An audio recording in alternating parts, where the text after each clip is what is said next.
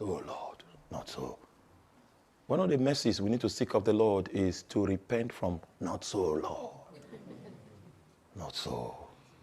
So that's the second. The voice, the hearing of faith. Rise, kill, and eat.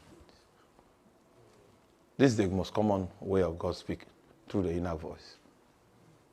And I want to tell you something about the inner voice. The inner voice normally starts with short sentences. Very short sentences. Very short. It's not long. Very short. You will run on that scheme for like 7 years, 10 years. Short sentences. And short sentences can be the reason, the meaning of your life for 25 years. A short sentence. How many short sentences have you ignored? In all of the drama that took place, can you see the short sentence? Rise, Peter, kill, and eat. That was supposed to be the marching orders for the new phase of his apostolic ministry that will take him for another 30 years. Oh, you want an introduction? God will come and say, I am from the palaces of the heavens.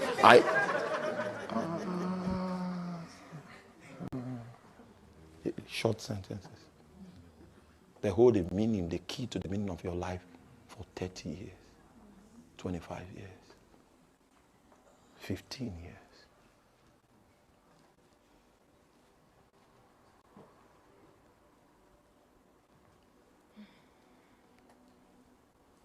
Once upon a time, my brother-in-law, they were in government in Nigeria then. Very big people. Then he saw me preaching the gospel here and there and said, you are lean. Come. Ask them to release you from your office. Take a leave. Come to me.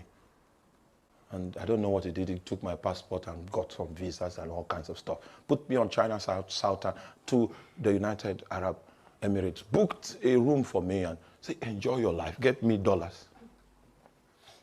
When I got there 2 a.m. So I walked into the restaurant and I said, give me food. And the guy that was there was an Indian. They loved. So I picked one at random. And when he came back with the menu, it was looking green. I said, what is this? I tasted it. It tasted like Maggi. Like, do you know Maggi? You don't know Maggi. Yes. What do you call it here? There's Maggi here. Huh? Stock cubes. Stock cubes. Okay. It tasted like stock cubes. And I spat it out and said, what is this? He said, this drug. That means this is medicinal or something like that. I said, I'm not sick. What I want is food.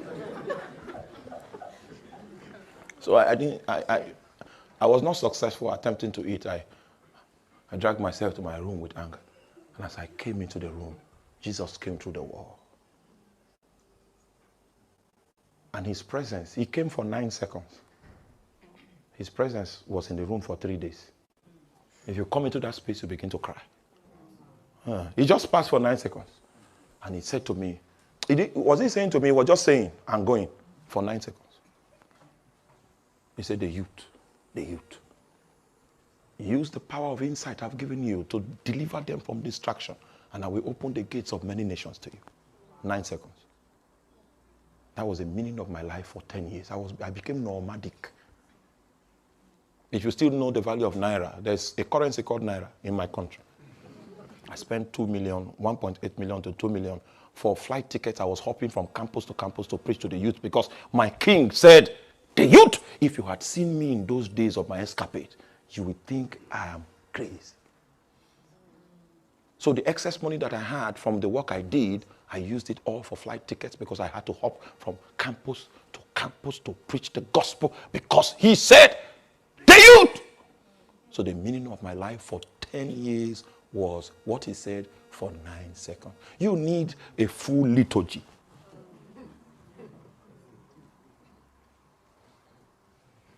Do you see why I say the average Christian has no God? There's no proof he found anything that is of value.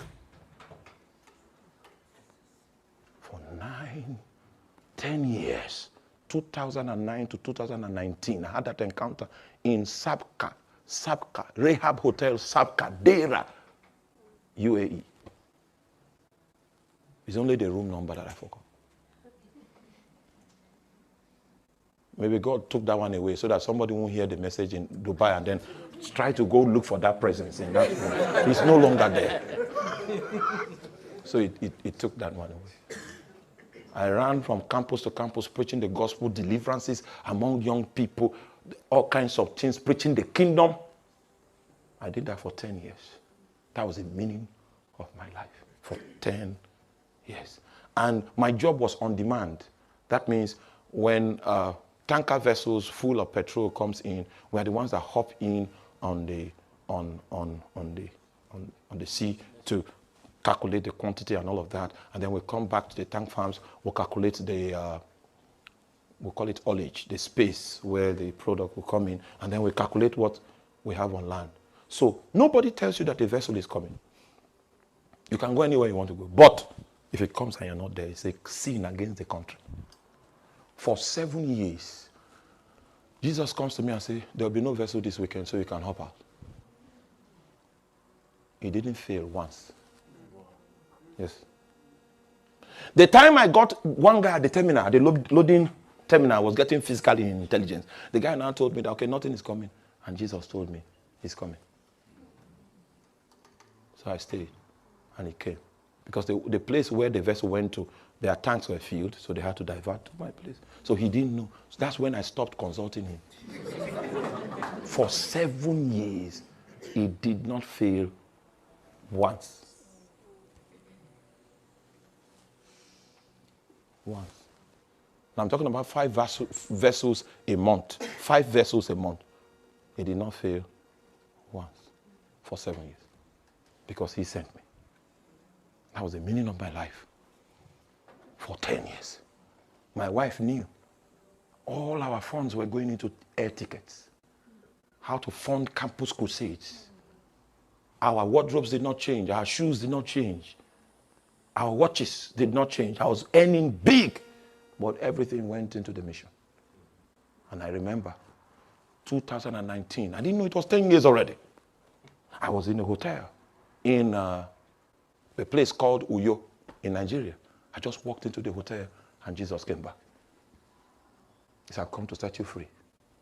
So that where I am, there also will my servant be. And he was talking about my job. That it was time to quit. I've come to set you free from your job.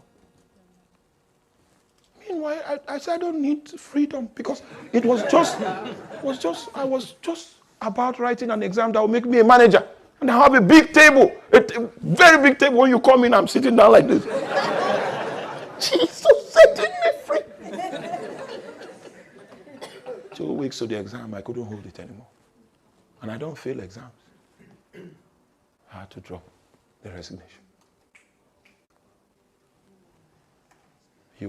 My colleagues felt that the witches that were looking for me from my village had succeeded finally.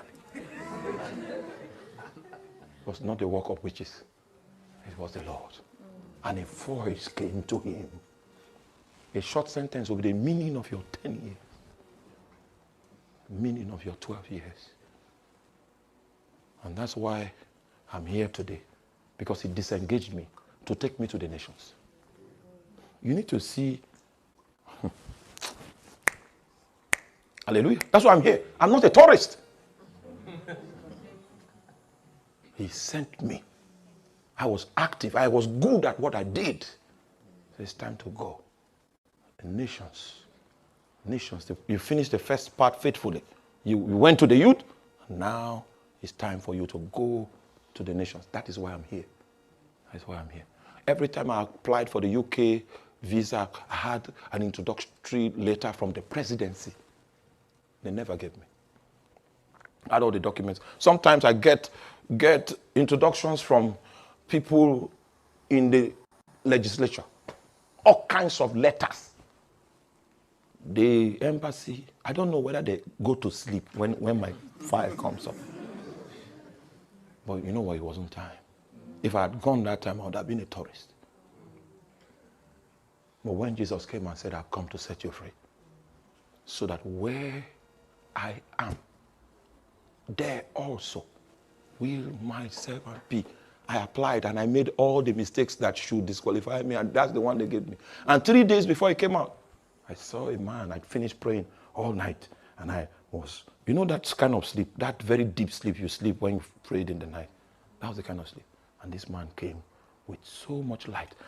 Because of the light, I couldn't see his face. And he said, I came to give you your UK visa. You'll be hopping around in the UK for some time. I actually felt that if I wake up, I will catch the man. He was so real.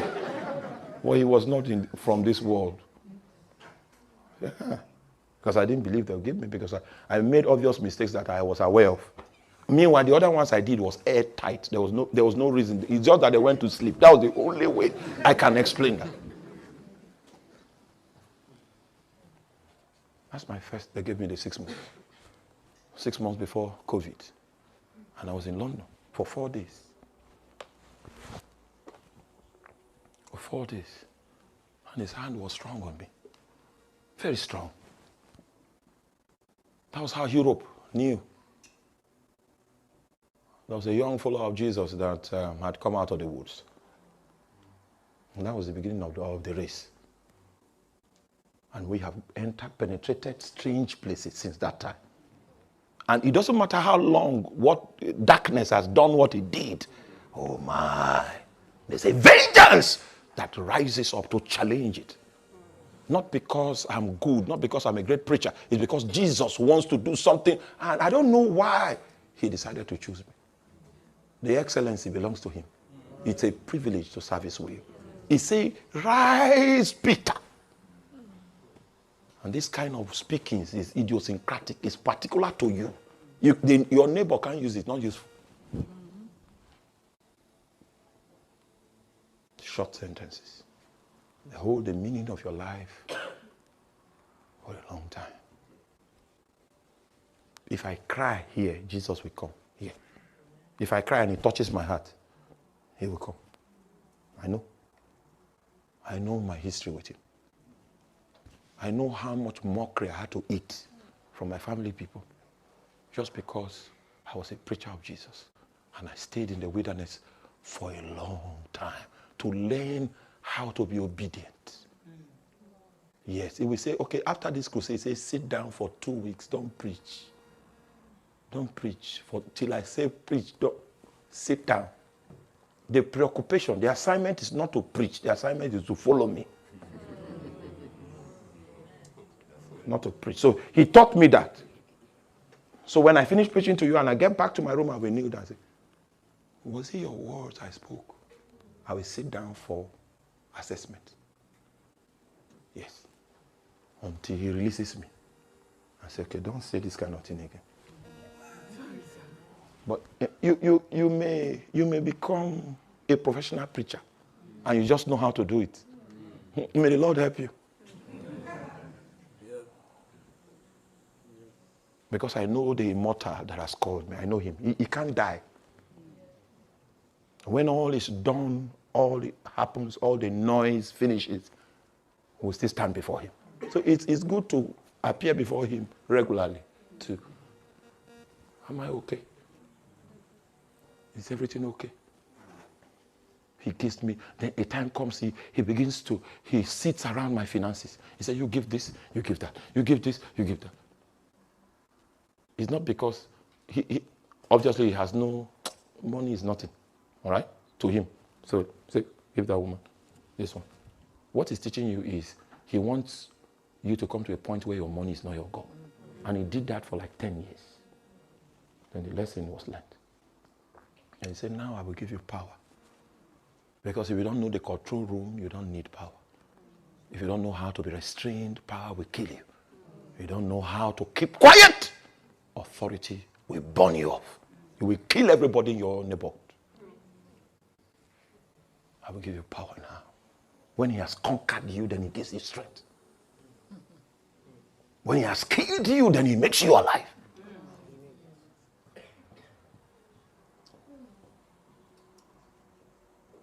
That's the only way we can be such men that will bring about a change in our time.